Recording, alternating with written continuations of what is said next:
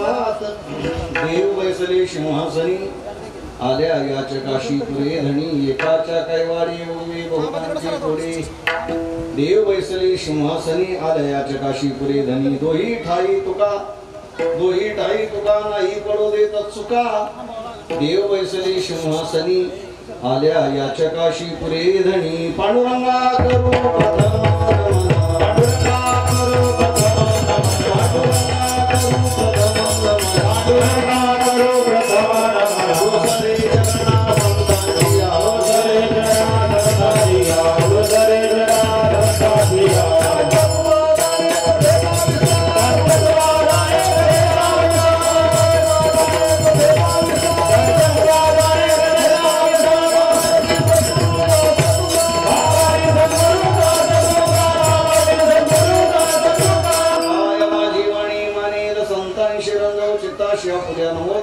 प्रथम ज्ञानेश्वरा सोपान देवा मुक्ताबाई नमो त्रिभुवन पावनी आद्यत्र यजनमी देवाची धन्य धन्य कनाथा तुमची पायी माझा माता नमो सद्गुरु तुकाया ज्ञान दीपा नमो सद्गुरु सच्चिदानंद रूपा नमो सद्गुरु भक्त कल्याण मूर्ती नमो सद्गुरु भास्करा पूर्ण कीर्ती संपाद्य ज्ञानंच विधाय भक्तिं विलोकितो एन समाधि राजः वैराग्यवन्तं सविचारयुक्तं नमामि जोगं शिरसा गुरुन्तं विश्वाभासं हृदयपटले गोचरं यस्य नित्यं ब्रह्मानन्दे सतत निरतस्तत्परोज्ञानदाने विख्यातो यस्सुगमकथने ज्ञानदेवस्य वाक्यं शान्तारामं परमसदयं सद्गुरुं तं भजेऽहम् धन्यते अरण रत्नाची ते धन्यते अरण रत्नाची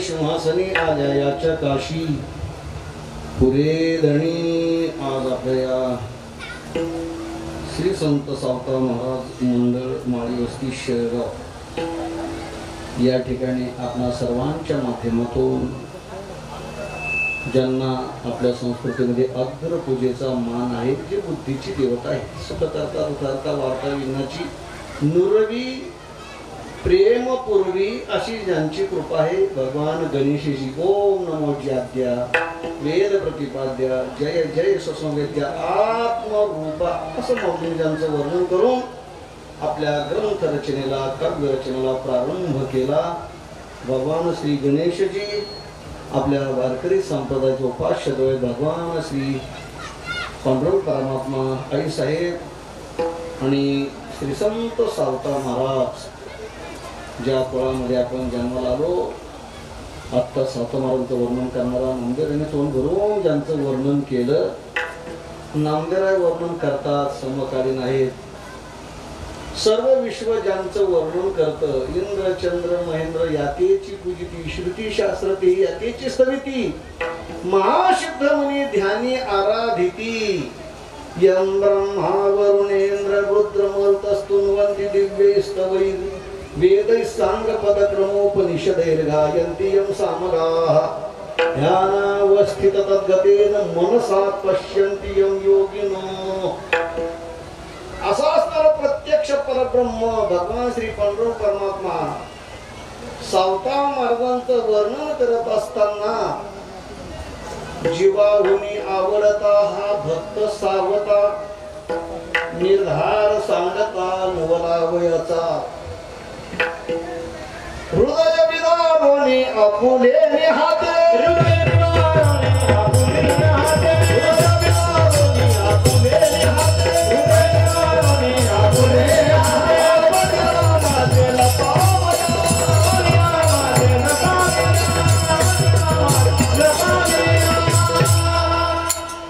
सर्व विश्व ज्याचं वर्णन करतं प्रत्यक्ष परब्रह्म पांडुरंग परमात्मा सावता मार्गांचं वर्णन करत असताना जीवाहुनी आवडता देवात जीवाहुनी आवडती देवरात आपले भक्त जीवापेक्षा आवडतातच पण सावता मार्गांच्या करता विशेष करून भगवान परमात्मा बोलतात हे जे प्रमाण हे जे वर्णन आहे तीर्थावळीमध्ये आहे तीर्थावळीमध्ये सर्व भक्तांचं वर्णन केलं की मला माझ्या जीवापेक्षा आवडते कोण आहे तर हे भक्त सावता आहे का बरं जीवामुळे आवडता हा भक्त सावता निर्धार सांगता नवलावयाचा भक्ताचे जे काय अनेक लक्षण आहेत निर्धार हे वर्ण चुकवू नये सावता महाराज जीवनाने कसा निर्धार केला हृदय विदारुणे आपुलीने हाती आपल्याला कथा माहिती आहे आपण ऐकली असेल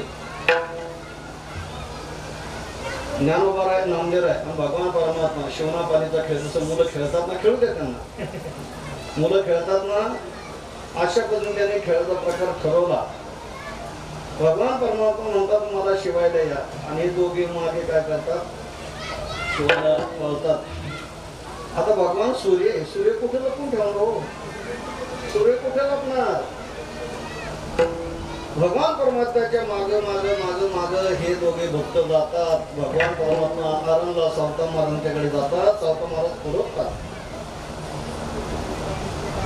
कोणत्याही संतांनी आपण यातीमध्ये आलो त्या यातीचं जे कर्म आहे ते लपवलेलं नाही ते प्रामाणिकपणाने कामामध्ये काम काही म्हणा राम राम आपलं कर्तव्य कर्म हे संतांनी श्रेष्ठ मानलं पहा म्हणूनच त्यांचं मंदिर शेकडो वर्षे त्यांना होऊन त्या ठिकाणी गेले आज त्यांचं मंदिर आपल्याला का करावं वाटतं का आपण मंदिर करतो आपण सर्व मंदिरांनी आता एवढं मोठं देखणं मंदिर तयार होतंय सुंदर मूर्ती आहेत जयपूर आपण मूर्ती आणल्या राजस्थानमधून तेवढी मोठी हौस मौज मजा एवढा मोठा मंडप एवढं मोठी सजावट अन्नकोट हा महोत्सव आता काय काय वर्णन करावं असं झालंय की आपण अत्यंत हौशेने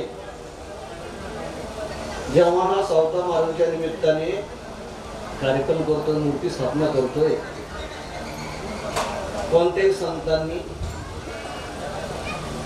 आपलं कर्तव्य कर्म आपल्या वाट्याला कर्तव्य कर्म लपवलेलं नाही ते प्रामाणिकपणाने केलं उद्या गोरोबा काकांची पुण्यतिथी कुंभार यातीमध्ये जन्माला आले त्यांनी आपलं कर्तव्य कर्म शेवटपर्यंत केलं शेणा महाराज नाभिक समाजामध्ये ज्या त्या पूर्वजांचं कर्म आहे ते व्यवस्थितरित्या केलं सर्व भक्तांचं तुम्ही पाहणार आणि सोनार महाराज घडून म्हणून भगवान परमात्मा कोणाबरोबर काम करतो कोणाबरोबर राहतो कोणाकडे न बोलवता येतो जो आपलं कर्तव्य कर्म आपल्या वाटेला कर्तव्य कर्म व्यवस्थित करतो ना तो भगवान परमात्मा त्या भक्ताच्या घरी जातो त्या भक्ताला देवाकडे जावं लागत नाही सर्व संतांचं वर्णन असंच आहे नुसतं भगवान परमात्मा त्यांच्या घरी येऊन गुलाबजाम फोडत नाही पुरी खायला त्यांच्या घरी येत नाही तर त्या भक्ताच्या बरोबर काम करतो तो त्या मेळासंगे ढोरे ओढी फक्त भक्ताने जो भक्त समजतो ना स्वतःला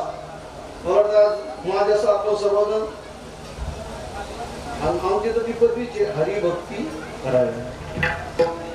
अरे भक्ती आहे पण जशी संतांनी केली आता तशी निश्चितच नाही तसा समर्पण भाव नाहीये आणि असेल तर त्या भक्ताला पंढरपूरला जावं लागत नाही त्या भक्ताला द्वारकेला जावं लागत नाही मग द्वारकेचा राणा पांडवा तो सावता महाराजांच्याकडे भगवान परमात्मा आला महाराज माझ्या पाठीमागे चोर लागले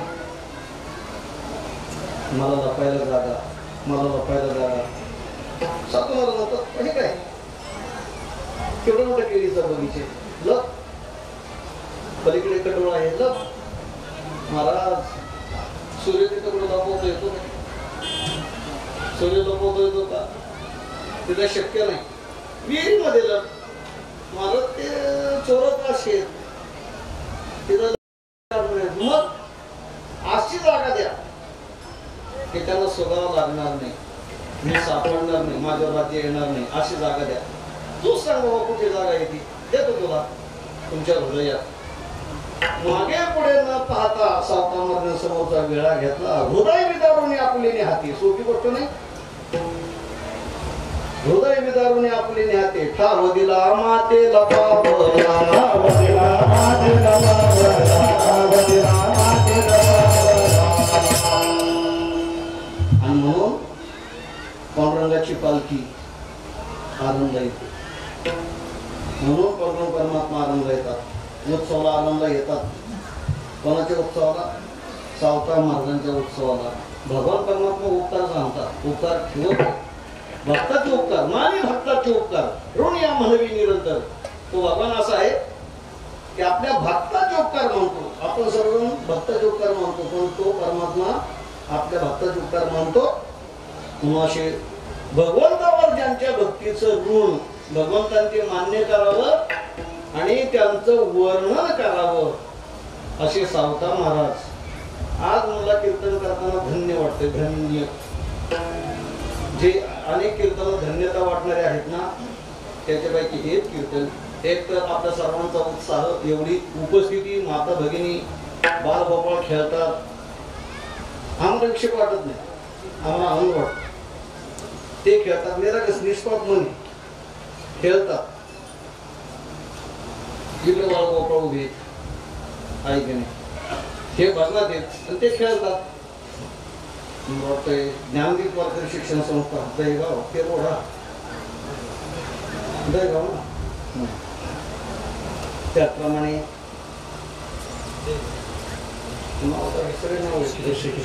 ऋषिकेश महाराज कदम वा, त्यांना मला असं वाटलं की आम्हाला शेव येतो म्हणायचं नाही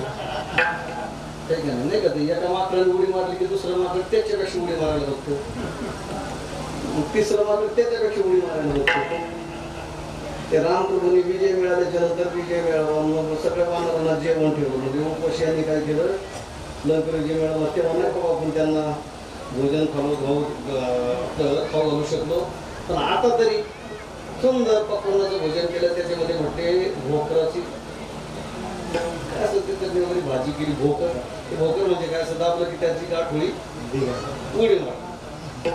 आता माकडाला काय माहितीये, माकडाला काय माहितीये ऐका बरं का. म्हणजे आता कोण कोण माकड होईल नंतर माहिती नाही.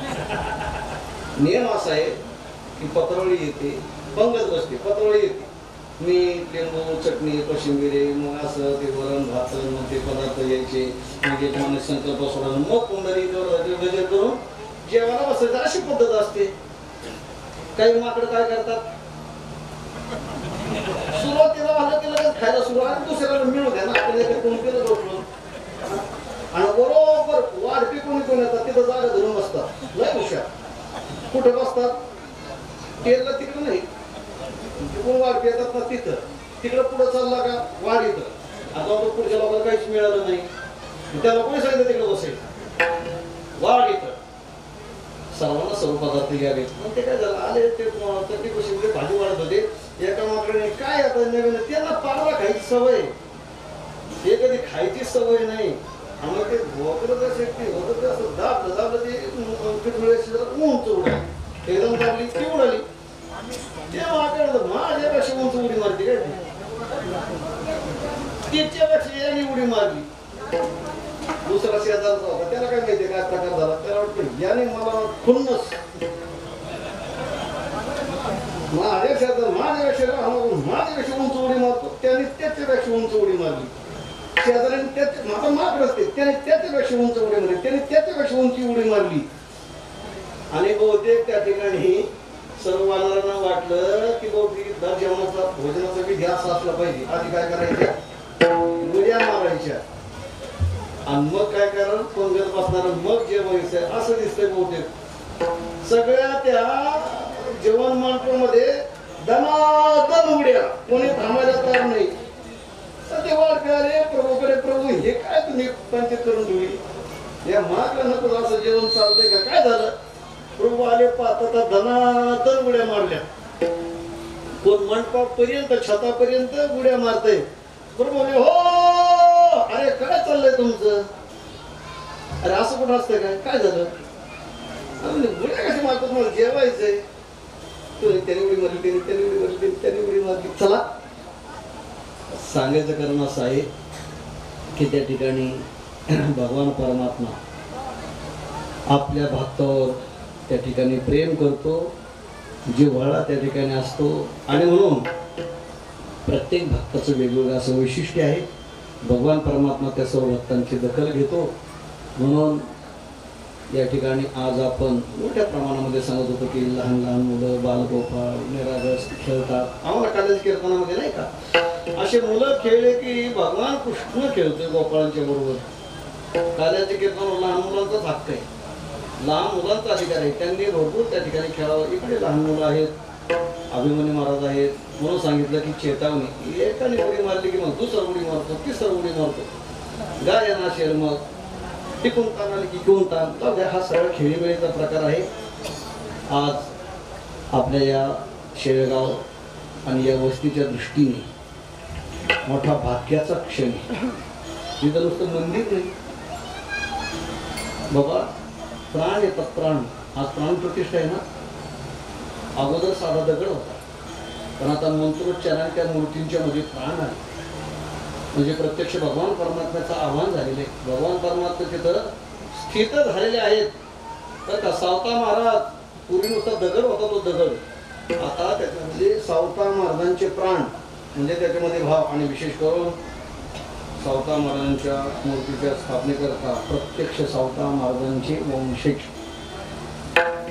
परमपूजनीय सावता महाराज वशेकर सावता महाराजांना वशेकर महाराज या ठिकाणी आले आज सावता महाराजांची उटी आहे परंपरेची तिथी असते तर आज उटी आहे आणि बरोबर योग साधला की आजच आपल्या सावता महाराजांच्या प्राणप्रतिमूर्तीची प्राणप्रतिष्ठा झालेली असे सगळे योग द्वादशी चैत्रमध्ये द्वादशी असा द्वादशीचा पर्वकाळ आहे पर्वकाळ द्वादशी दिली सामुग्री आम्हाशी अशा अनेकविध वैशिष्ट्याने आपला मूर्तीचा प्राण प्रतिष्ठाचा महोत्सव खरोखर आपल्या सर्वांचा सद्भाव निर्विघ्नपणे हा उत्सव भक्तिभावाने संपन्न झाला आपण सर्वांनी आपापल्या परीने योगदान देऊन कोणी कोणी काय काय योगदान दिले आपल्या सर्वांच्यापर्यंत असणारच आपल्या आपल्या कुवतीप्रमाणे आपापल्या श्रद्धेप्रमाणे कोणी लाख दिले असतील कोणी 50,000 दिले असतील प्रत्यक्ष होतच नाही कोणी 25 दिले असतील कोणी श्रमदान केलं असेल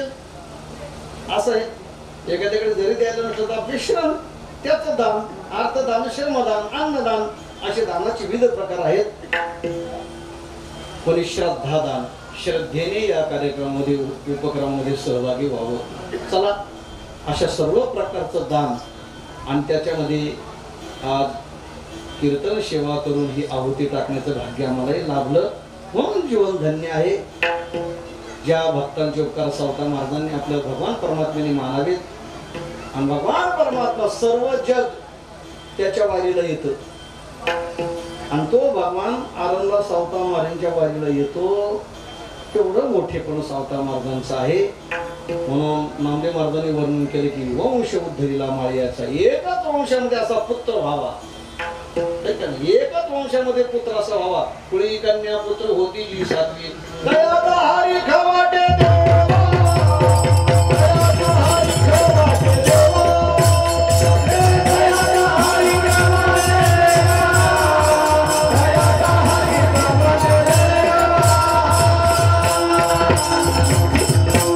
म्हणून सावता महाराज त्यांचे माता पिता धन्य आहेत त्यांचं कुळ धन्य आहे त्या कुळामध्ये येऊन त्या कुळाचा उद्धार केला वंश उद्धारला माळ्याचा घेतला अवतार माळ्या घरी आणि तिचा अवतार घेऊन खरं तर हे देवच पण त्या त्या संतांच्या रूपाने त्या त्या कुळामध्ये त्यांनी अवतार घेतलेला आहे संत रूपे तुम्ही जी धरा विश्वंभरा अवतार अवतार तुम्हा धरा या कारण धरावे जन जड जीव ब्रह्ममूर्ती संत जगी अवतरली हे संत म्हणजे सावता महाराज कोण आहेत? प्रत्यक्ष परब्रह्मच.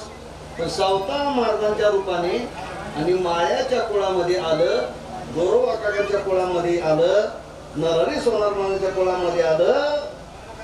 कोणतंही कुळ उंच नीच नाही, कोणती जात उंच नीच नाही. ते सर्व हिंदू बांधव आहे. एकाच भाकरीचे तुकडे आहेत, हे एकाच भाकरीचे. त्याच्यामध्ये वेगळे पण नाही. ज्याला ज्याला त्याचं कौशल्य त्याच्यावरून ते नाव पडलेले आहेत. त्याच्यामध्ये कोणी कोणाला उंच समजू नये, कोणी कोणाला नीच समजू नये. आणि उंच नीच असा भेद करून कोणी कोणालाही कोणत्याही प्रकारचा अन्याय, बौद्धिक असेल, शाब्दिक असेल, कोणत्याही प्रकारचा अन्याय करू नये, ही संप्रदायाची भूमिका आहे. हा वारकरी संप्रदाय आहे. न पाहे अति कुळाचा विचार. पण संत महात्म्यांच्या रूपाने भगवान परमात्म्याने त्या त्या कुळामध्ये अवतीर्ण होऊन त्या त्या कुळाचा उद्धार केला. एवढं जरी कळालं तर भरपूर समाजाला कळालं असं होईल. आणि म्हणून आज महत् भाग्याने आपल्या सर्वांचं भाग्य आहे की प्रत्यक्ष परब्रह्म आपल्या भेटीवर उभं राहिले. सावता महाराज या ठिकाणी आले. निश्चितच आपला भक्तिभाव आहे. जसं पुंडलिकांच्या करता देव आले की नाही? पुंडलिकाच्या भावाचा गोकुळने राहणार येतात, तसा आपल्या सर्वांचा भाव. म्हणून तो पांडुरंग परमात्मा आज आपल्या वस्तीवर आले. साध्या खेड्या पाड्यामध्ये आले की नाही? आले की नाही? सावता महाराज ते आले की नाही? निश्चित ज्या ते आपल्या सर्वांचा सद्भाव म्हणून आले. इतके दिवस का नाही आले? नाही आले म्हणून का? सद्भाव नव्हता असं नाही. त्यांची पुण्य होत होत होत होत होत होत मग ही जागा पवित्र झाली. देव कुठे येत नाही असं आहे. तुका म्हणे चित्त करावे निर्मळ, मग येऊन गोपाळ राहते. आपलं स्थान, आपली भूमी आपल्या नामचिंतनाने, आपल्या सद्भावाने पुनीत पवित्र झाली. आणि मग भगवान परमात्मा आले. आज ते अनुष्ठान पूर्ण झालं. अनुष्ठान पूर्ण झालं की तो भगवान परमात्मा येतो. म्हणून आपण अनुष्ठान करत राहावं. देव कधी भेटेल आपण त्याची चिंता करायची नाही, आपण त्याची मोजमाप करायचं नाही. आपण निष्ठेने साधना करत राहायची. साधना पूर्ण झाली की तो पंढरपूरला थांबत नाही, तो द्वारकेला थांबत नाही. पुंडलिकाची साधना पूर्ण झाली, पुंडलिकाने न बोलता देव आले की नाही. म्हणून आपली साधना करत राहायची. तो भगवान परमात्मा बरोबर येतो. आलेले आहेत, आपण त्यांचं स्वागत केलं. कलश स्थापना झाली या ठिकाणी. सावता महाराज, त्याच्याप्रमाणे कच्छ महाराज, हे सर्व या ठिकाणी आलेले आहेत. आणि म्हणून आल्याच्या नंतर ही आनंदाची बातमी, आनंदाची गोष्ट आहे की हा देव एकट्या करता आलेला नाही. जरी एकट्याचं निमित्त असलं तरी सुद्धा तो सर्वांच्या कल्याणाकरता आलेला आहे, सर्वांच्या उद्धाराकरता आलेला आहे. जे जे त्यांची सेवा करतील त्या सर्वांचे कल्याण होणार आहे, त्या सर्वांचा उद्धार आहे. आणि म्हणून जगद्गुरु तुकोबाराय सर्व लोकांना हात वर करून एक आनंदाची गोष्ट सांगतात. जसं महत्वाचं काम सांगायचं असेल, महत्वाची गोष्ट सांगायची असेल तर मनुष्य एवढा उत्स्फूर्त होतो. हात वर करून, बाहू वर करून तो काय करत असतो? बोलत असतो, उभारीला हात,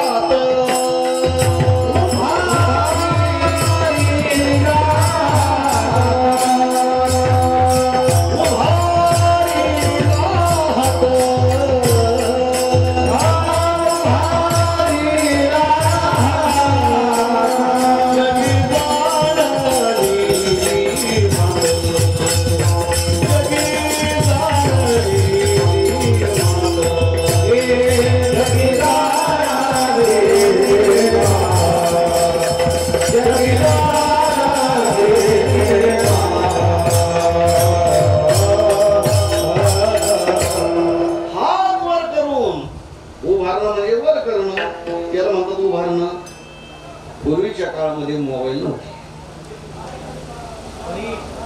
फोन नव्हते.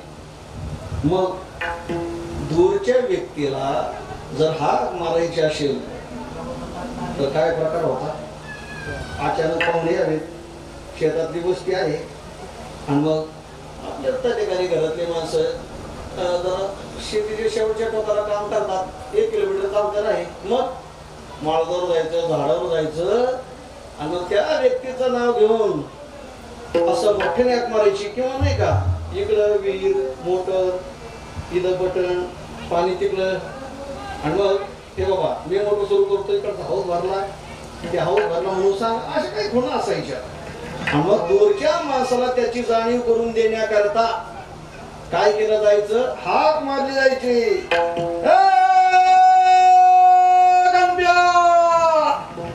बरोबर असे हाक असायचं. आता ते हाक नाही, हाका गेल्या, आरोळ्या गेल्या, भलेरी गेली, भलेरी होती की नाही ज्वारी काढताना, आम्हा हाती मोठ नारा, पाणी जाते मोठ नारा. अहो त्या मोठेवरचे गाणे, जात्यावरचे गाणे, त्या मोठेवरचे गाणे, पूर्वीची होती मंडळी कुठं ते तीन घेऊन ते भजन शिकायला असं जात नव्हते. त्यांचं भजन त्या मोठ नारळ होत होतं, पाठी गुराच्या मागं गेल्याच्या नंतर होत होतं. तिकडं त्या ठिकाणी म्हणायची, गीत म्हणायची, त्याच्यावर गायन व्हायचं त्यांचं. हे जुने भजने तसेच. त्यांचं मृदंग कुठं, ते काय कुठं आणले गेले का शिकायला, असं बरोबर बरत ओढत ते बरोबर वाचत होते, तसेच म्हणत होते. आता काय झालं, मोबाईलने हाक मारला. ऐका, मी जी हाक मारली ना, अहो याच्यातून स्वर लागणार आणि सर्व फुफ्फुस जे अशुद्ध हवा आहे ना फुफ्फुसातली, हे हा प्राणायामाचा प्रकार आहे. हाक मारणं म्हणजे पहा, स्वर त्या ठिकाणी कोण राहायचा, श्वास काय होता, कोण तो, हो काय झालं, हवा कोंडल्या आणि मग थांबलं की ते हवा काय येते बाहेर, म्हणून अशुद्ध हवा बाहेर येते. जसं प्राणायाम, हा प्राणायामाचा प्रकार आहे. मग ते हाक मारणार, ते सांगतात आता काळ बदलला, हाक मारायचं राहिलेलं नाही, गाणे गायचं राहिले नाही, त्याच्यामुळे भजने कमी कमी कमी कमी झाले. आता मोबाईलचं युग आलं, हाक मारायचं संपले, आता मोबाईल. अहो दूरच्या माणसाला ठीक आहे बाबा, अमेरिकेत आहे किंवा फार दूर आहे, जिल्ह्याच्या बाहेर तालुक्यात किंवा गावातल्या मित्राला कधी जावं, आणि बरोबर बी तेवढा वेळ नाहीये, पुढे गाडीवर बसा किंवा पायी चला, मग त्या व्यक्तीकडे जा, फोन केला की एक मिनिट निरोध जातो, इथं पोहोचतो. आता आपलं बोलणं फोनवर तर झालंय की नाही, असं होतं ना. मला फोनवर कुठे आले काय गेले सगळे ख्याली खुशाली, हे सगळे फोनवरती, बरोबर आहे. पण आता इथपर्यंत झाला, व्यायाम तर बंद झाला. अगदी शेजारच्या घरातल्या व्यक्तीला जर बोलायचं म्हटलं तर फोन लावून चाललंय, कोणी तिथपर्यंत दोन पाऊल सुद्धा जायला तयार नाही. शेजारच्या व्यक्तीला अलीकडे तर असं ऐकायला मिळायला लागले, असं ऐकायला, नवरा बेडरूम मध्ये किंवा आपल्या बैठक रूम मध्ये तर बसला असतो, मंडळी तिकडे काय करते, स्वयंपाक करते, नाटक वगैरे झालाच नाही नाश्ता, तिथून फोन तिथं, तेवढं सुद्धा कोणी बोलायला तयार नाही. त्याच्यापेक्षा प्रगती ऐकली, नवरा बायको शेजारी बसली, जेवायला बसली, दोघं मोबाईल खेळतात, आणि मग भात वाढला पण त्याच्यावर आमटी वाढीची विसरली मंडळी. आता मला आमटी वाढ म्हणायला पाहिजे का नाही, ते सुद्धा कॉल करून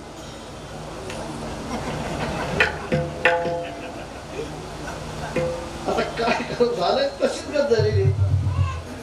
तर त्यांना हात कधी समजणार, आरोळी कधी समजणार, ही आरोळी देऊन आणि मग हात वर पाहिले की त्या दोनच्या माणसाला बाबा आपल्याला हात मारतोय, असं हात वर केले की आरोळी. ज्ञानोबरांच्या सोहळ्यामध्ये, तुकोबरांच्या सोहळ्यामध्ये चौकदार मंडळी समाज आरतीच्या वेळेला सर्व लोकांना काही सूचना, तर सार्वजनिक समाज एकत्र आला की सूचना द्यावी लागतात. मग सूचना देण्याकरता काय त्या ज्ञानोबरांच्या सोहळ्याचं महत्व काय, होय लाखो लोकांचा समाज, हे पोलीस मंडळी येतात ना, आश्चर्यचकित होऊन जातात, काय ताकद आहे, काय वारकऱ्यांची शिस्त आहे म्हणे. हा, अरे लाखो लोक असतात, नुसतं चोपदाराने तो चांदीची काठी असं तो चोप म्हणतात असा वर केला, हो एवढाच वेळ वर केलं की लगेच स्तब्ध. ती शिंदे छटीला आरती असते पुण्यात, तिला आरती असते ना, हो केलं की मागचा पुढचा समाज पोलीस बंदोबस्त असतो. काय शिस्त आहे यांची. हा, मला 4 टाळके एकत्र आले तर 10 पोलीस लागतात, 4 जणांना आवरायला, आणि त्या लाखो लोक तिथे पोलीस असतात. कशा करतात ते वारकऱ्याला शिस्त नाही, ते म्हणतात पालखी निघाली यांच्या त्या ठिकाणी घोडे अश्व निघाली की बरोबर लगेच वारकरी आपापल्या दिंडीमध्ये चालायला लागतात. यांना चला म्हणावं लागत नाही, वळणे चला म्हणावं लागत नाही. झेंडे करायचा कर, टाळ करायचा कर, मृदंगाचा कर, विणे करायचा कर, बरोबर वळणे चालतात. पोलिसाला काही काम आहे का? कसं आहे त्यांचं? देव थांबले की लगेच थांबतात. हे सगळं वैशिष्ट्य त्याच्यामध्ये चौदार काय करतात, हात वर करून सर्व समाजाला मग जाणू देतात. हरवलेल्या जिन्सा, सापडलेल्या जिन्सा, आणखीन काय काय सूचना, मध्ये कधी निघायचंय, काय करायचंय, आणखीन काय करायचंय, आणखीन काय कसं वागलं पाहिजे, अशा सूचना देतात. तसं जगद्गुरु तुकोबर आहे, असे भगवत भक्त महात्मे हात वर करून सर्व समाजाला जागृती देतात. ओ मंडळी, सर्व शेळगावातले मंडळी ऐका, ऐका. उभारीला हात, जगी जाणविली मात, सर्व जगाला मात म्हणजे गोष्ट जाणवणे म्हणजे माहिती करून देणं, कळवणं. कशाची जाणीव, काय कळवतात? आपण दुसरं चरण. देव बैसले शिवासनी, देव बैसले शिवासनी,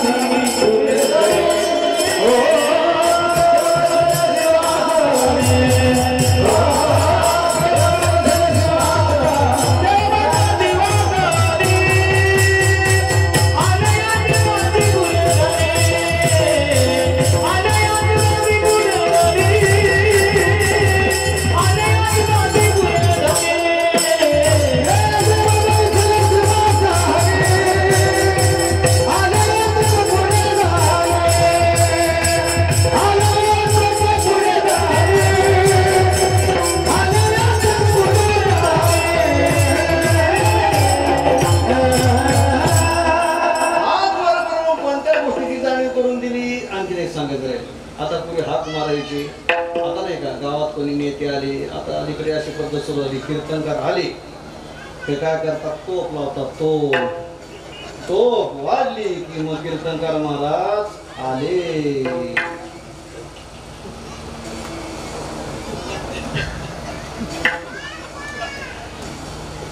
जगद्गुरु तुकोबराची जाणीव करून देण्याकरता असा त्या ठिकाणी उपयोग करतात. वर्गा लोकांनो ऐका, तुम्हाला एका गोष्टीची जाणीव करून देतो, माहिती करून देतो. तुमच्या सर्वांच्या मत भाग्याने, तुमच्या सर्वांच्या अनुष्ठानाने, तुमच्या सर्वांच्या सद्भावनेने उगाच मंदिर होत नाही, उगाच मूर्ती स्थापना होत नाही. सर्वांची सद्भावना त्याला कारण आहे. सर्वांची तपश्चर्या, कोणी कोणी नामस्मरण केलं असेल, कोणी कोणी वेगळ्या ग्रंथाचं अनुष्ठान केलं असेल, कोणी कोणी सावता महाराजांचा संकल्प केला असेल. महाराज तुम्ही आमच्या गावी या, आमच्या वस्तीवर या. आम्ही एवढ्या दूरपर्यंत तुमच्याकडे येऊ शकत नाही दर्शनाला. रोज तुमचं दर्शन आम्हाला व्हावं, आमचं जीवन कृतार्थ व्हावं, अशा अनेकांची सद्भावना असते. तुम्ही आम्हाला एवढं दिलं, एवढं तुम्ही आम्हाला त्या ठिकाणी माणूस म्हणून जगायचं शिकवलं. नाहीतर तुमची कृपा नसते, तुमच्या मनात असत आम्ही पशुसारखं जीवन जगलो असतो. अशा कृतज्ञ भावनेतून अनेकांची इच्छा असेल, महाराज या, देवा या, तुम्ही आमच्या भूमीमध्ये या. आणि अशा प्रकारचा सद्भाव वाटला की तो भगवान परमात्मा घेतो. बघ का तुका म्हणे ती पिशे तेथे तैशा शेत. आणि मग सर्व लोकांना मला सांगता, हो तुम्ही सर्वांनी अनुष्ठान केलं, तपश्चर्या केली, नामसाधना केली, दान धर्म केला, आज त्या पुण्याचं फळ तुम्हाला सर्वांना मिळते. बरं देव तुमच्या गावात आलेत, नुसते आले नाहीत, देव वैसले सिंहासनी. आता मोठे माणसे असे, जसा पाहुणा तसा पाहुणचार, ठीक आहे. श्रीमंत पाहुणा असला तर श्रीमंत पाहुणचार, जर गरीब पाहुणा असला तर गरीब पाहुणचार, मध्यम पाहुणा असला तर मध्यम पाहुणचार. बरोबर आहे की नाही? सगळ्या पाहुण्याला सारखा स्वयंपाक होतो का हो? खरं बोलायचं. तुमच्याकडे स्वयंपाकाचं काम नाही, इकडं काम आहे स्वयंपाकाचं. 3 भाऊ आहेत, 3 भाऊ. भाऊ म्हणतो सगळे सारखेच आहेत. त्याने 3 भाऊ आहेत. एक कर्तबगार निघाला, अनेक प्रकारच्या कंपन्या, कोट्यावधी रुपयाची प्रॉफिट, मग ती त्याची मंडळी, मग त्याच गाडीतून येणार, मग कसे अलंकार, मग 3 सगळं सगळं सगळं सगळं सगळं असं. तो भाऊ पाहुणा आला, मग त्याची उडवस, मग त्याचा पाहुणचार. दुसरा सख्खाच भाऊ, पण आता तो शेतीवाडीत राहतो, शेती करतोय. आता शेतकरीचं काय हाल आहे, पिकवता येतं पण विकता येत नाही, पिकवता येतं पण विकता येत नाही, मला भाव मिळत नाही, अशा अनेक अडचणी आहेत. पण आपलं तो मध्यम परिस्थितीचा, खाऊन पिऊन सुखी, कुटुंब टामटुमीत व्यवस्थित, मुला शिक्षण आपलं चांगलं चाललंय. आपलं फार लय नाही, लय ही उच्च नाही, असं सांगलेलं नाही, पण आपलं मध्यम परिस्थिती चांगलं भाऊ, खाऊन पिऊन पाहुणे रवळायला आपलं त्यांचा पाहुणचार करणं मध्यम स्थितीचा. तिसरा भाऊ, तोही पिऊन पिऊन, हे खाऊन पिऊन आणि ते पिऊन पिऊन होत बाप जात्याचं तेवढी विल्हेवाट लावून अंगा लावून या राख सगळं फासून मोकळे झालेले. असे 3 प्रकारचे 3 भाऊ.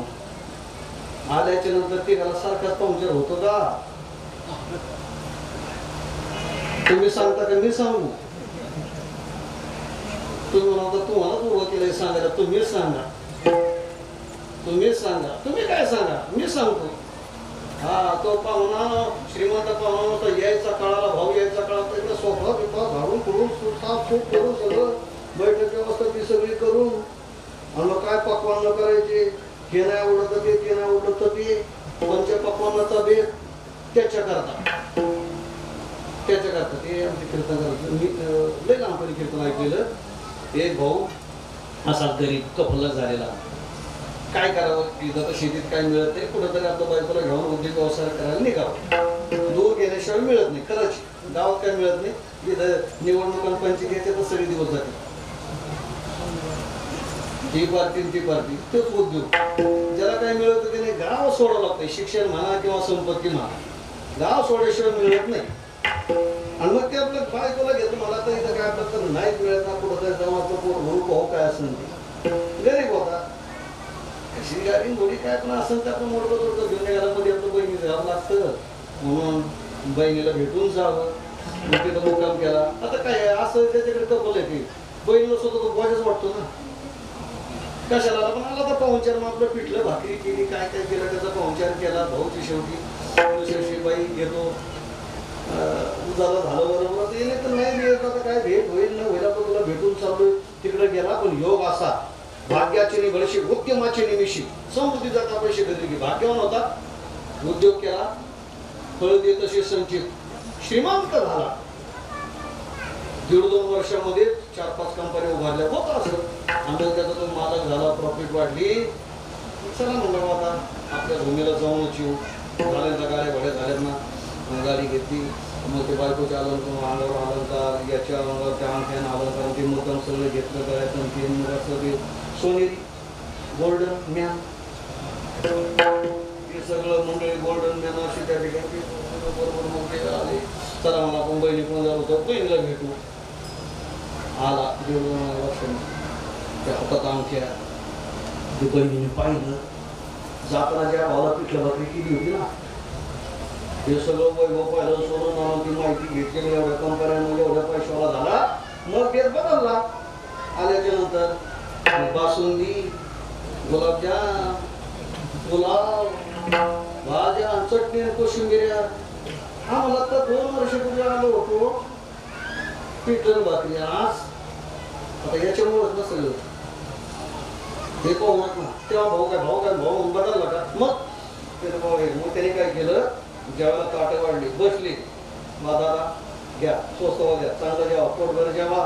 बाई 1.5-2 वर्षाने माझा भाऊ आला, असं बोलून चाललंय, बोलून चाललंय, जेवा बाबा. मग काय झालं, त्याने आपलं पाणी फिरवलं, पण ती बासुंदी घेतली आणि अंगठीला लावली. गुलाबजाम घेतला आणि गळ्यातल्या चैनला असा गोळा सुरू. अरे दादा असं काय करतो ते वासून ते अंगठीला, अरे खाणे करता येते अंगठीला करते का? नाही म्हणलं ज्याच्या करता येते त्याला देऊ ना अगोदर.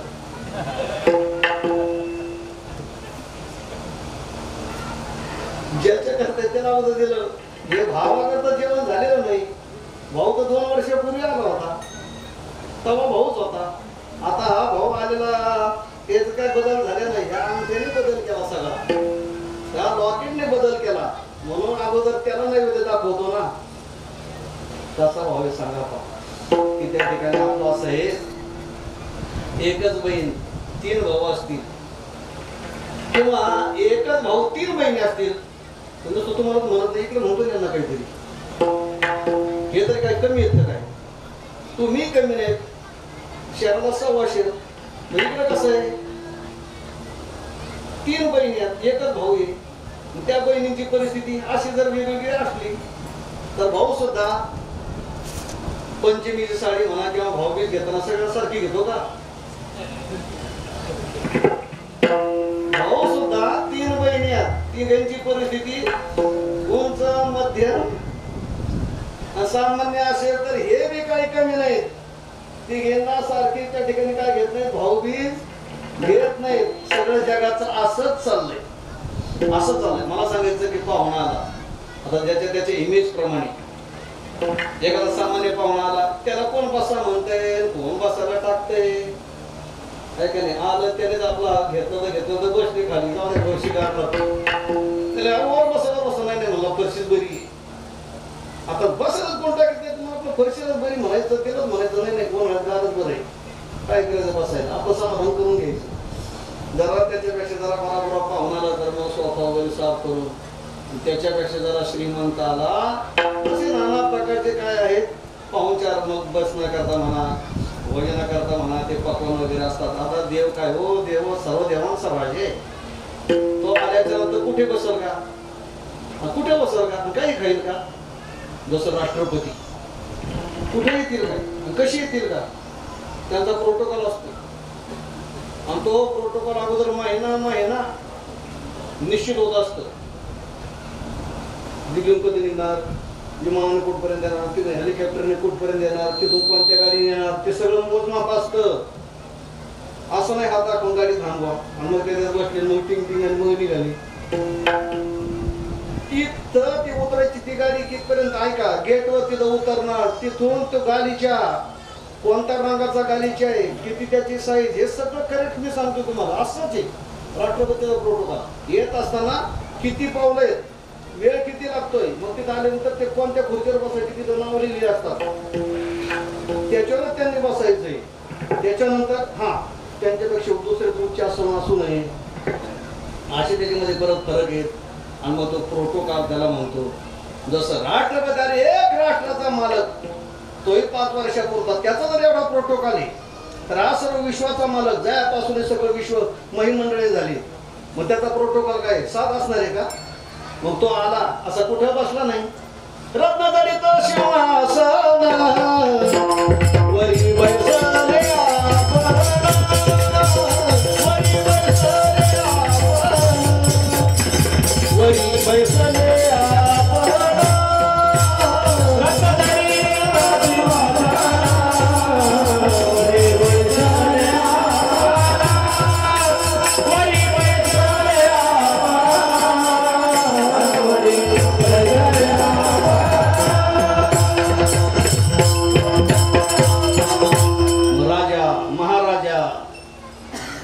असे खाली बसणार आहेत. रत्नजडित सिंहासन. हिंदवी स्वराज्याचे संस्थापक छत्रपती श्री शिवाजी महाराज रायगडावर महाराजांचा राज्याभिषेक. आणि जे सिंहासन होतं ना, सिंहासन ऐका, सिंहासन राजा रजगुणी पाहिजे. सिंहासारखा राजा सात्विक नाही, माळ हातात घेऊन जप कर. देशाचा राजा कसा पाहिजे? सिंहासारखा पाहिजे. या आकड्यांनी जर आपले 25 मारले ना तर त्यांचे 500 मारणारा पाहिजे. ते कीर्तन आहे काय का भजन नाही? टाळ हातात घेतले भजन करत बसले. राष्ट्र सांभाळायचं म्हणजे काय? भजन हे काय ते?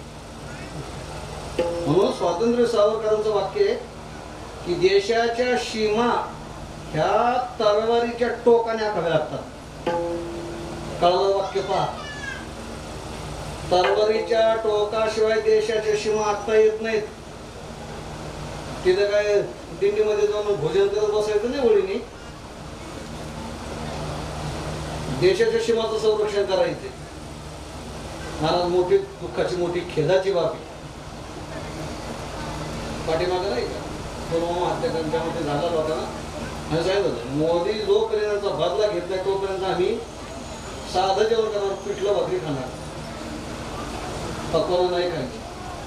अरे कालचा प्रकार जे पर्यटक गेले काय दोष आहे त्यांचा? तुमची खून कोणी असले तर या जेवणाकडे आणि मग ह्या आत्महत्याचं कंठस्थान घालतात ते जे निरपराध, जे निशस्त्र आहेत. आता कोणाकोणाचं फेब्रुवारी महिन्यामध्ये लग्न झालेलं, 7 दिवसापूर्वी लग्न झालेलं, आणि आज त्याचं जीवन उद्ध्वस्त होत आहे. एक मुलगी आपल्या पतीच्या शेजारी बसलेली, ती मला मारा म्हणते. एवढ्या हताशपणाचं त्या ठिकाणी सांगा. राजा रजगुरी पाहिजे म्हणून सिंहासन.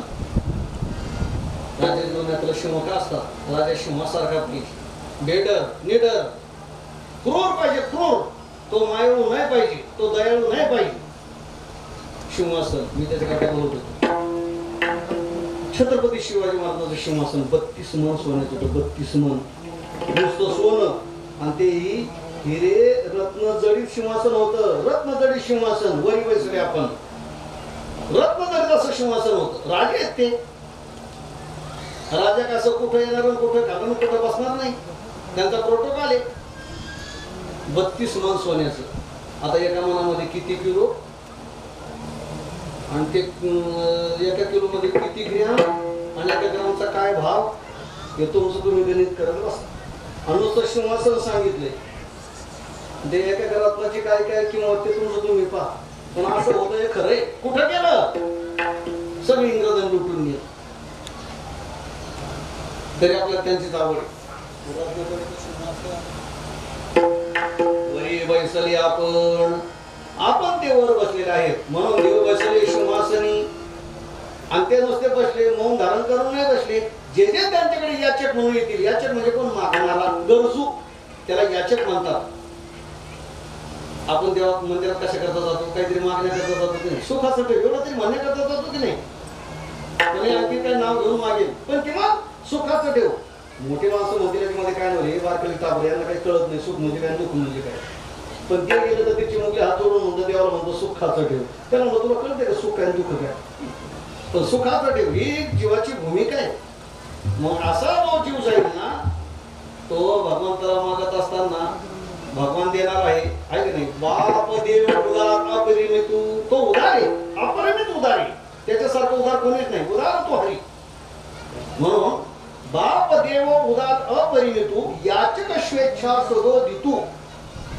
जी याचकाची इच्छा असेल ना, तो भगवान परमात्मा त्या याचकाच्या धनी इच्छेप्रमाणे देणार आहे. ऐका मंडळी, नुसती मूर्ती नाही द्या. आपण जर भावनेने भावधारी तारीला पाषाण, त्याची जर ह्या मूर्तींची सेवा केली, प्राण त्याच्यात मूर्तींची सेवा केली, आणि तुम्ही जे मागाल ते देण्याचं सामर्थ्य या मूर्तींच्या मध्ये. हो, या मूर्तींच्या मध्ये. तुम्हाला दगडाच्या मूर्तीमध्ये, दगडाच्या मूर्तीमध्ये. म्हणून आल्या याचकाशी पुरे धनी. तुकोबारा सांगतात खरं तर हे एकाच्या काही वारी एकट्या करतात, असं पुंडलिकांचे करतात. ऐका, आता आपण सर्वांनी मदत केली, पण अगोदर कोणीतरी कोणाची तरी एकाची संकल्पना आहे ना, कोण तर बोलत असेल की नाही, अरे आपल्या वस्तीवर स्वतः मंदिर असावं. कोणातरी एकट्याच्या मनात आला अगोदर. मग त्याला किती वर्ष झाली असतील ते माहिती नाही, पण अगोदर कोणातरी एकट्याच्या मनामध्ये आलं. सामर्थ्यवान, भाग्यवान, त्याचा शब्द सर्वांनी उचलून झाला. मग यांनी दुसऱ्याने ऐकलं, हो चांगली गोष्ट आहे. मग तिसऱ्याने ऐकलं, हो चांगली गोष्ट आहे. मग चौथ्याने ऐकलं, चांगली गोष्ट आहे. आणि मग असं समूह निर्माण होतो. अगोदर कोणातरी एकट्याच्याच मनामध्ये येतं. एकाच्या काही वाडे फुले बहुतांचे कोडे. जसं का अनन्य गती कमळा लागी सूर्य ए वेळोवेळा की सुखी या वैद्य डोळा ते भुवनीचा. उदाहरण अनेक दिलेत, एकच सांगतो तुम्हाला. सूर्य कोणा करतो? आपल्या करता नाही. एकनिष्ठ असणारा कमळ सूर्य विकाशिनी नेगे चंद्रकळा. सूर्यास्त झाला की ते कमळ काय होतं? मिटत. आणि सूर्योदय झाला की कमळ उमलत. कमळाचे दोन प्रकार आहेत, सूर्य विकाशिनी आणि चंद्र विकाशिनी. सूर्य उगवला की ते चंद्र विकाशिनी कमळ मिटत. चंद्रोदय झाला की मग उमलत. सूर्यफूल आपण म्हणतो की सूर्यफूल तरी कळते की नाही? सूर्यफूल तुम्ही पहा, सूर्याकडे याचं तोंड काय निसर्ग आहे पावर. त्याचं तोंड कोणीकडे असतं म्हणून त्याचं नाव सूर्यफूल. सूर्याकडे अनन्य भावने ते पाहणार. सूर्य विकाशिनी कमळ सूर्य उगवला की लगेच काय होतं? ते कमळ उमलतं. खरं तर सूर्य त्याच्याकरता येतो, पण त्याचा उपयोग सर्व जगाला होतो. की सुखिया होईल डोळा त्रिकोणीचा. म्हणजे एकाच्या काय वाडी उभे बहुतांचे कोडी. एकाचा काय वाडी घेऊन अनेकांचं कोड म्हणजे संकट. तो भगवान परमात्मा त्या ठिकाणी काय करतो? उगवतो. विठोबा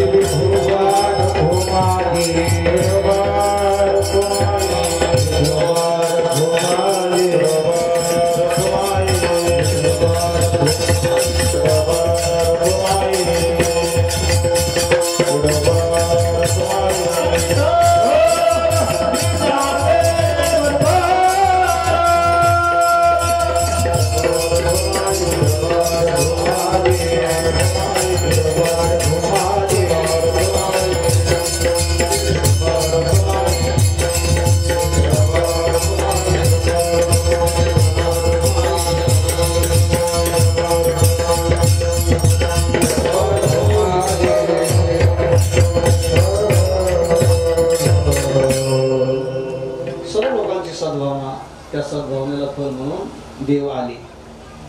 मग महाराजांनी सर्व लोकांना जागृती दिली. देव आले. जसं संत लोकांना उठवतात, उठा जागेवारी आता. तिकडे लोकांना उठवतात, चला देवाच्या दर्शनाला. आणि तिकडे जाऊन देवाला जाग करतात. उठा पांडुरंगा आता दर्शन द्या सकाळला. लोकांना उठवतात आणि देवाकडे जाऊन देवाला जाग करतात. उठा आता लोक तुमच्याकडे येतील ना, त्यांना दर्शन द्या आणि त्यांच्या ज्या ज्या इच्छा आहेत ना त्या पूर्ण करा. मग संत काय करतात? मध्यस्थीचं काम करतात. इकडचे म्हणजे लोकांना सांगतात, चला बाबा, आणि देवाच्या दर्शनाशिवाय उद्धार नाही, नामस्मरणाशिवाय उद्धार नाही. आता कोणपर्यंत झोपता? उठा. आहे का नाही? झोपडून असं काही मिळत नाही. झोप करून उठा. देवाला सांगतात, देवा सगळी इंद्रियची वेळ, आता झोपीची वेळ संपलेली आहे, तुम्ही उठा. अशा पद्धतीने समाजाचा उद्धार करण्याकरता संत महात्मे आले ना. मग कसा उद्धार करतात? उद्धार करणं ते काय गोण्या भरून आणायचं का उद्धार? आणि किलोने द्यायचं का बरोबर वाटून? हा का पाण्यासारखा टोटीने द्यायचं बरोबर? का भांड्यात भरून द्यायचंय? ऐका, उद्धार ज्याचा त्याने करून घ्यायचा. कसा करून घ्यायचा? फक्त संत मार्गदर्शन करतात. मात्र ती क्रिया आपल्या स्वतःची स्वतःला करावी लागते. उद्धार आपला आपण करून घ्यायचा आहे. उद्धरेद आत्मनात्मानम. आपला आपण उद्धार करायचा आहे. फक्त संत मार्गदर्शन करतात, फक्त वाट दाखवतात. वाट दाखवतात. तुम्ही या वाटेने चला, या वाटेने गेले की तुम्ही योग्य स्थळी पोहोचा. फक्त वाट दाखवायचं काम ते करतात. दोही ठाई तुका नाही पडू देत चुका. दोही ठाई म्हणजे कुठं? देवाकडे आणि समाजाकडे. इकडचं कारण तिकडं आणि इकडे सांगितलं. देवाने सांगितलं ना, काय काळजी करू नका. त्यांनी त्या ठिकाणी सदाचार केला, माळ घातली, नामस्मरण केलं, पंढरपूरची वारी केली, त्या गोष्टी केल्या की मी त्यांना प्रसन्न, त्यांचं कल्याण करण्याकरता केलं. त्यांनी चांगली क्रिया करायला लागेल ना. वाईट क्रिया करणारा मी चांगलं फळ कसं देणार? देव फक्त न्यायाधीशासारखा फळ दाता आहे. तुम्ही जसं कर्म कराल, जैसे ज्याचे कर्म तैसे. बरं तुम्ही म्हणले ना, चांगलं कर्म चांगलं फळ, वाईट कर्म वाईट फल पुन्हा देवाच्या नावाने पुढायचं नाही. हा आमच्या वाट्याला असं कसं, आमच्या वाट्याला असं कसं. तुझ्या वाट्याला येण्याचं कारण तुझं कर्म आहे, तुझं वर्तन आहे, तुझं वर्तन आहे. तू जर त्या ठिकाणी पिला सारखं खळी खेळतच वाटला, तुला द्यायचं काय? तुला द्यायचं काय? मग फुकट लावायचं. जसं जसं कर्म असेल ना तसं तसं फळ देव देतो. संत फक्त मार्गदर्शन करतात. तुम्ही असं कर्म केलं तुम्हाला याचं फल हे, असं वाईट कर्म केलं त्याचं फल हे. तुका म्हणे उघडे आहे हित घात, जया देऊची तैशी करा. आपला घात आपल्या हातामध्ये आहे, हित आपल्या हातामध्ये आहे, आहेत आपल्या हातामध्ये आहे. आपण चांगलं कर्म करावं, देव आले त्यांचं दर्शन करावं, त्यांची वारी करावी, नित्य नेमाने दर्शन करावं, तेल वात लावावी. आपले पूर्वज असतात त्या पूर्वजांच्या स्मरणार्थ वर्षभर वात लावावी. मग एकदम तेल वाचायचं नाही. जे कोणी पूजा करतात ना, आम्ही आमच्याकडे प्रताशी पडले आणि त्याचा उल्लेख याच्यामध्ये सापडला आपल्या गरुड पुराणामध्ये. आपले वाढ वडील गेले की वर्षभर घरामध्ये दिवा तेवत ठेवायचा असतो. ऐका म्हणजे आता याची सुरुवात करा. आपले वाढ वडील, आई गेली, वडील गेले की वर्षभर दिवा तो घरामध्ये तेवत ठेवायचा असतो. आता आपला उद्योग धंदा नाही राहू शकत किंवा वारा सगळे जागेच्या अडचण. मग त्याच्याकरता पर्याय सांगितला, विष्णू मंदिर किंवा शिव मंदिर. मग त्या ठिकाणी जे तेल वात करतात ना, आपण वर्षाचं एकदम महिन्याला 1 किलो तेल, आता ते कोणा ध्यानात राहतं त्यापेक्षा आपण वर्षाचं एकदम देऊन टाकायचं. 1000 रुपये दिले की आपलं तेल वाहतो वर्षभर करतो, बाकी देवबत्ती होते, देवाला प्रकाश. असा प्रकार आहे. म्हणून आपले आई वडील गेले, आता आई वडील काय कोणा जात नाही, एकदाच जातात. त्याच्यामुळे त्यांच्या स्मारक एकदाच 1000 रुपये द्यायचे असतात. परत म्हणताना 1000 रुपये द्यायचे नाही. ते काय पुन्हा नाही, एकदा जीवनामध्ये ती गोष्ट आहे. विष्णूचं मंदिर, भगवान पांडुरंग म्हणजे विष्णू आहेत. सावता महाराज संत आहे, विष्णूचंच रूप असतात. विष्णूच्या देवालयामध्ये आपल्या वाढ वडिलांच्या स्मरणार्थ तेल वात लावावी. आता तिथं पुजारी तर तेल वात लावतोच की नाही, म्हणून आपल्याकडून ते शक्य होत नाही. गावाला गेलो, आमच्या गेलो, तोंड गेलो, मग आपल्या वाढ वडिलांच्या नावाने तिथं तेल वात व्हायला पाहिजे, देवबत्ती व्हायला पाहिजे, होत असते. म्हणून तो एक भाग ध्यानामध्ये ठेवा. आपल्या आई वडील गेले की 14व्या दिवशी त्या पुजाऱ्याकडे 1000 रुपये द्यायचे. बाबा याची तेल वात घे, तर तो प्रामाणिकपणे करणारे पाहिजे.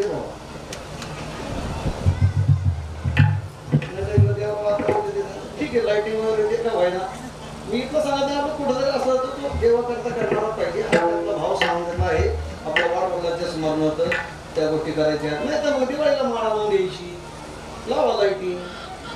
हे हौशीने कामं केले पाहिजे. नुसतं मंदिर बांधून चालत नाही. पुढच्या वर्षी असाच उत्सव झाला पाहिजे, 5 वर्षाने असाच झाला पाहिजे, 11 वर्षाने असाच झाला पाहिजे. नाही तर आज 2-2 उत्सव या, 5-5 वाती, पुढच्या वर्षी त्या वाती उंदर खाती.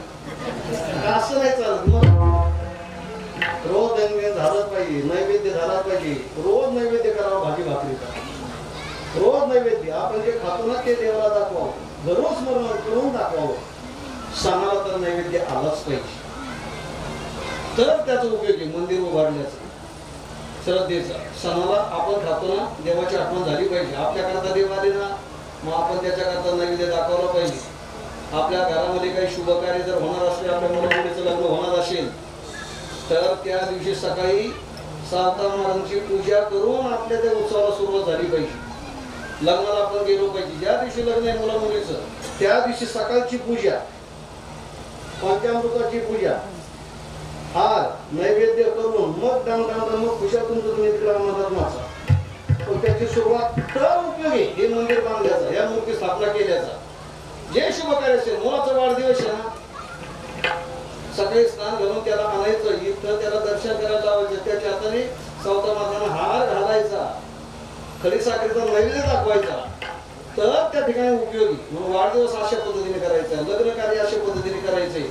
आपले वाढ बली गेल्यानंतर त्यांच्या स्मरणार्थ दिवाबत्ती ही आपल्याकडून झाली पाहिजे वर्षभराकरता.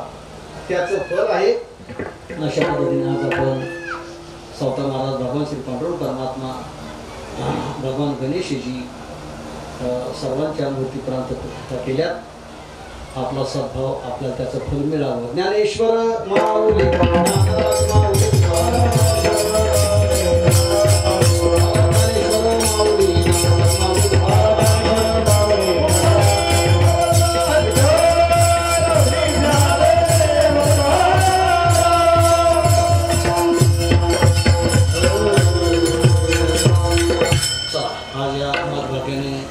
आमचं तुम्हाला ध्यान झालं तसा फार परिचय नाही, पण येण्याचा योग आला. मूर्तीला हात लावून कलश स्थापना झालेली आहे. आपण सर्वांनी सेवा करून भगवान परमात्म्याच्या सेवेचं फळ चांगलंच म्हणजे सुखच आपल्याला मिळणार आहे. ज्याला सुख पाहिजे त्याने देवाची सेवा करा. आपल्या सर्वांना धन्यवाद देतो. सर्वांचं कल्याण व्हावं. सर्वे सुखिनः सन्तु सर्वे सन्तु निरामयाः सर्वे भद्राणि पश्यन्तु मा कश्चित् दुःखमाप्नुयात्. अरे अशी उपनिषदाची प्रार्थना की सर्वांचं कल्याण व्हावं, सर्व सुखी असावेत, कोणी दुःखी असू नये. किं भवना सर्व सुखी पूर्ण भवनीती जो आदि पुरुखी अखंडित. ज्ञानप्रसादात फार काय सांगू, सर्व सुखी व्हावे बस हीच प्रार्थना आहे, हीच आमची इच्छा आहे. त्याच्याकरता कीर्तन चालले, त्याच्याकरता हे सगळं आहे. म्हणून सर्व माता भगिनी बाल गोपाळ तरुण बांधव सर्व ग्रामस्थ मंडळी आज उत्सवाकरता नोकरी उद्योग व्यवसायाच्या निमित्ताने जे बाहेर असतील तेही आनंदामध्ये आलेले आहेत. आहे का नाही. हे शूटिंगवाले सगळे टाळकरी मंडळी बाल गोपाळ उद्या कोण जाणे कोण मोठं होईल असं कीर्तन करायला येईल. आम्ही त्यांच्यासारखेच लहान लहान होतो. सर्वांना धन्यवाद. चोपदार सर्व सिस्टीम कोण राहिलं, ब्राह्मण देवा, स्वयंपाक करणारे आचारी, मंडपवाले, बैठकवाले, झाडलोट करणारे, आहे का नाही, सर्व भगवंताच्या कृपेला पात्र व्हावेत अशी सद्भावना झालेली सेवादेव संतांच्या सद्गुरूंच्या चरणी भगवान श्री पांडुरंग परमात्मा सावता महाराजांच्या चरणी समर्पित करून या ठिकाणी थांबू.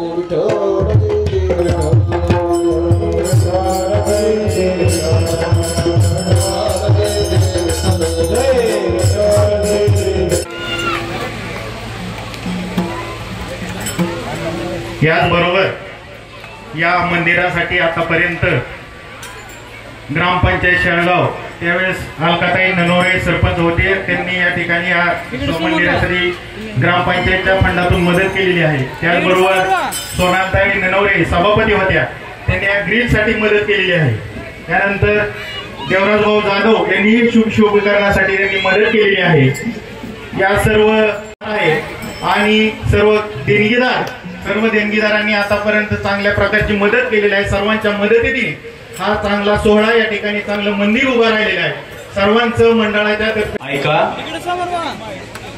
श्री संत सावता महाराज यांच्या चरित्राचा जो ग्रंथ